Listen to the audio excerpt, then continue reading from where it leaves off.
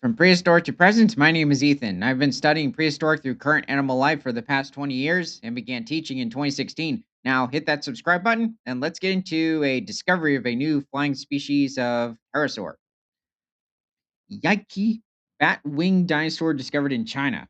A team of paleontologists, co led by Dr. Xing Shu and Dr. Xiaoting Zhang of the Lanyai University's Institute of Geology and Paleontology, has discovered a bizarre new theropod dinosaur that lived in what is now China during the Middle Upper Jurassic period, approximately 160 million years ago.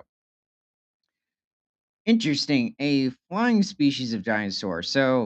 I it seemed to be that it might be a certain species of pterosaur.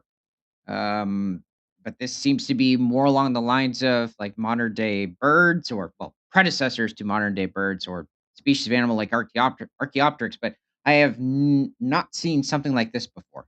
So are pterosaurs dinosaurs or not? No, they're a very close group or sister group to the dinosaur lineage. So it was like the archosaurs would split off into, not including the crocodilomorphs and other branches of reptile, but they would branch off into the dinosaurs and then the pterosaurs. They're very close. But who is this? Okay. Yaikai. Or is it Yi Chi? I don't know. The prehistoric creature, scientifically named Yaikai, represents a new genus and species. It belongs to Scansorioptergidae, an extinct family of Maniraptorans, theropod dinosaurs closely related to birds. Okay, so it sounds like it could very well. This is not a pterosaur. It's a very close relative of the Microraptorans. So So, they had to specify that it was extinct. oh yeah, that's odd. Anyway, the genus and species names are derived from Mandarin Chinese. Okay, so it's probably Yi, meaning wing, and Qi, strange, Yi Qi, respectively, referring to the bizarre wings of this animal. The intended pronunciation of the name is roughly Ichi. Oh, Ichi. Anyway, let's take a look at some other creatures. This is a close relative. Well, technically, no, it's not. Not to the creature we're talking about. Um, this is a member of the pterosaur family.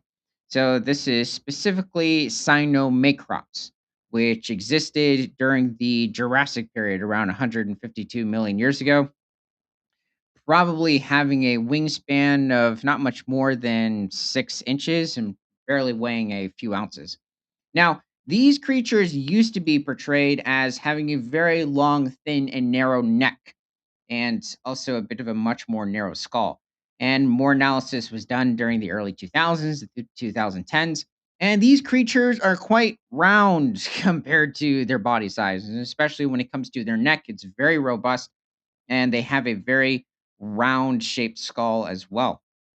So these are distant relatives of the pteranodon or other different species of pterosaur, but this is specifically a member of the Agnerognathed family of pterosaurs, which first evolved around 165 million years ago during the Jurassic and would eventually mysteriously go extinct around 122 million years ago.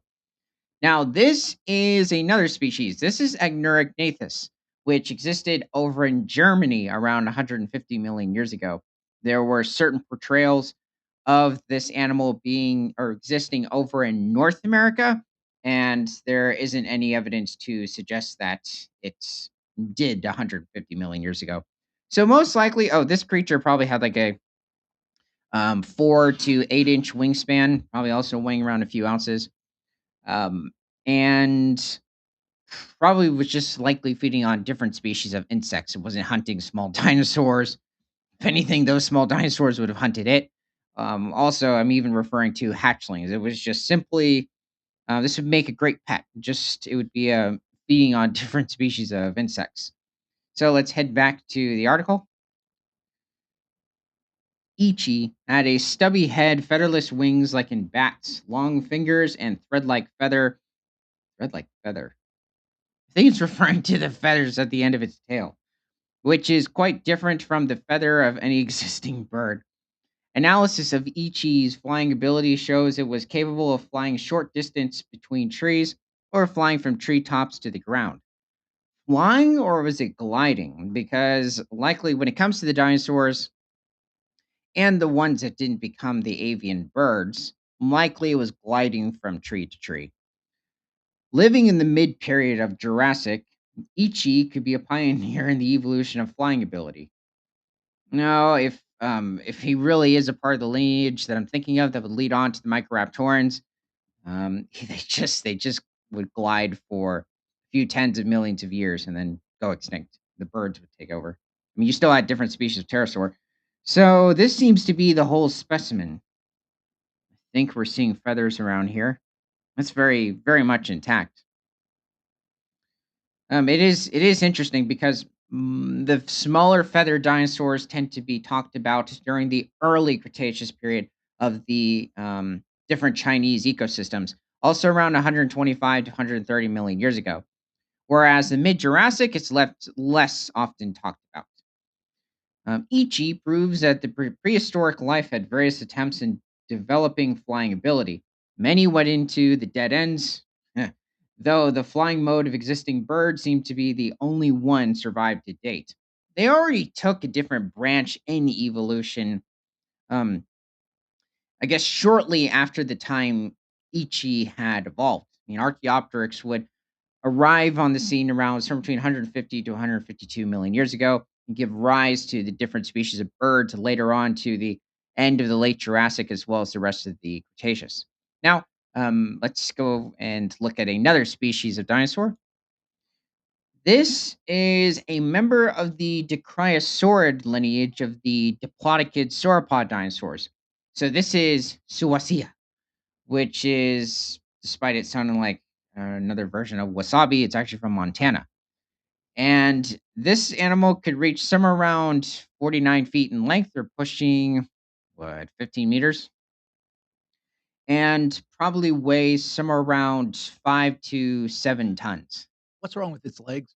Oh, okay, yeah. This individual looks a bit better. This creature or this individual just simply has too short of a core compared to its body size. This this isn't just starving; it's malformed. It looks Um, like they use the bones as this a watercolor too? no, I Oh. don't think so. It's a really nice background though. You have volcano erupting. I believe this is taking place somewhere around. Let's see, it's Montana.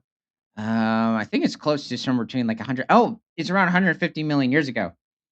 Now, interesting thing is it's having these larger species of pterosaur seems to be as darkened. Oh, what this might be is another species of Dicryosaur closely related to Suisea. So it's just later in the Cretaceous. Suisea, it did exist in Montana during the late Jurassic, likely hunted by different species of carnosaurs such as Allosaurus, Ceratosaurus, and Torvosaurus in the region. It's not a large sauropod. I mean, it's really on the small end, even though there were even smaller species. 5 to 7 tons is not making it too high in the charts for a sauropod. So this would have been a great um, snack for a pack of any of these predators. Now, oh, not you. Well, yeah, technically not him. So yeah, the legs are too long compared to its body size. Diplodocids didn't have very long legs compared to their overall length.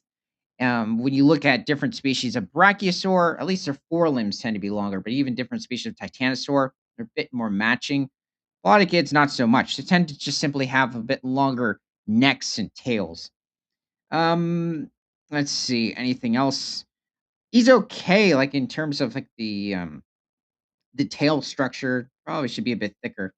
The neck, he is a diplodocid, but the Dicryosaurs would usually have much more robust neck structures and not as thin as their larger diplodocid What relatives. about the vertebrae sticking up?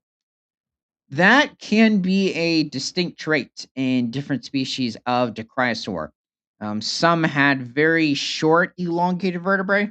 I mean, compared to other members of the diplodocid family, some it was just simply quite blunt in the upper part.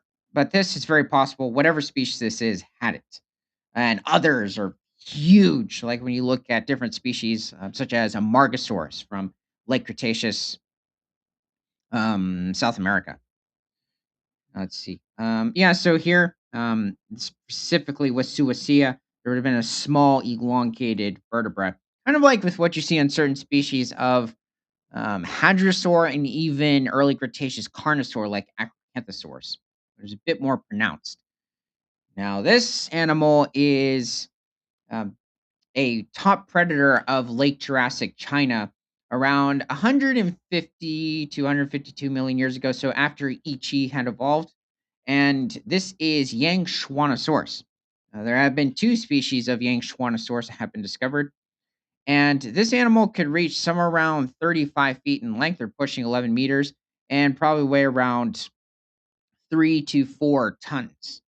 Now, it did have a bit of a somewhat more robust jaw structure than certain other carnosaurs because it is a member of the Metricanthosaurid family of carnosaurs.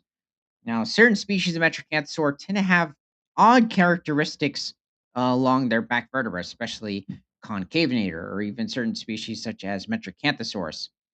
Yangchuanosaurus tends to look like a typical carnosaur, not too much being added to its vertebra, but just more of its distinct upper brow region over on the top of its skull. So let's head back to the article. And this animal is likely hunting the sauropods of late Jurassic China. Okay, so let's see. The most striking feature of the dinosaur is the presence of an anomalous, slightly curved, distally tapered rod-like bone, which is morphologically unlike any normal theropod skeletal element. Yeah, I would think so. This animal is strange. I mean, this is very rare if this has ever happened before to find in the fossil record. Indeed, no equivalent to the rod like bone is known in any other dinosaur, even outside theropoda. But similar structures are present in a diverse array of extent and extinct flying or gliding tetrapods like bats.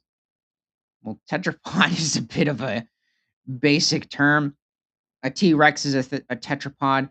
Humans are tetrapods. Let's see. The proto mammals were tetrapods, and Tiktaalik, the lobe finned fish that would give rise to all these different branches, is also a tetrapod. So, um, anyway, a partial skeleton of Ichi was recovered from the Teotihuacan Formation of Hebei Province, China. Okay, for some reason, this article likes to leave out its periods. Anyway, this specimen was collected by a local farmer, but its provenance and authenticity have been confirmed by multiple lines of evidence, including sedimentology, taphonomy, and computed tomography data.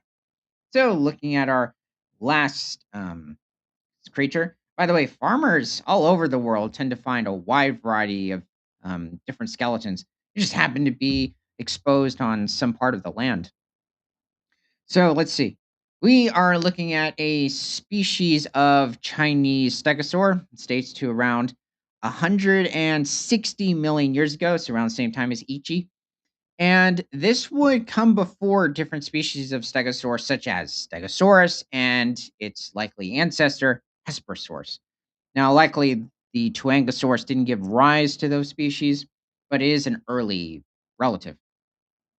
So Toyongosaurus could reach a little over 20 feet in length or push a little over 6 meters and probably weigh somewhere around 3 tons. Now, certain depictions of this stegosaur show it having a spike protruding out the side of its shoulder blades, and others show it just being bare of bones and or of spikes in those regions. You could say that those are a type of thagomizer, which is what the spikes on the end of any stegosaurus's tail are referred to as thagomizers. Now, it is interesting. This animal is a close relative of the Kentrosaurus species as well. And Kentrosaurus had these very thin osteoderms or plates on its back, which is quite distinct from the stegosaurus that many are used to, which tends to have very large, you could say, somewhat of like a triangularish square on the back of its back. but not so much with different animals such as Kentrosaurus and Toyungasaurus. For some reason, evolution, they decided to just stick with much thinner variants, unless it was just a gradual progression of size increase. Stegosaurus and Hesperosaurus were larger than both of those species. This individual seems to have three pairs of thagomizers. I haven't seen that before. I think it's also seen with Kentrosaurus, like the back part of its overall body tend to be more of a thagomizer sort of a look, unlike the regular plates, more regular looking plates towards the front of its body. But since this animal, despite its probably having a brain smaller than a walnut, I mean, Stegosaurus had a brain that small of a size, it likely had the intelligence to still be able to be alert for predators because they had to watch out for certain early relatives of animals such as Yang Schwannosaurus. So there were probably different metracanthosaurs that would look out for or hunt for Tyrannosaurus in the region, especially younger individuals, and even have to fight off other Tyrannosaurs as well, not just for breeding rights, but even for limited amounts of vegetation, because there was likely a wet and a dry season where Tyrannosaurus would have occurred. And despite this animal being an herbivore, and you would think it would just be quite calm and just munching on ferns, they would be quite aggressive, especially during the dry season. So let me know what your favorite species of Chinese dinosaur is. And from prehistoric to present, my name is Ethan. This is Creature Guide Live Daily News. Remember to like, comment, subscribe if you love talking about animals, and share this show with everyone you know because nothing is better than all animals all the time.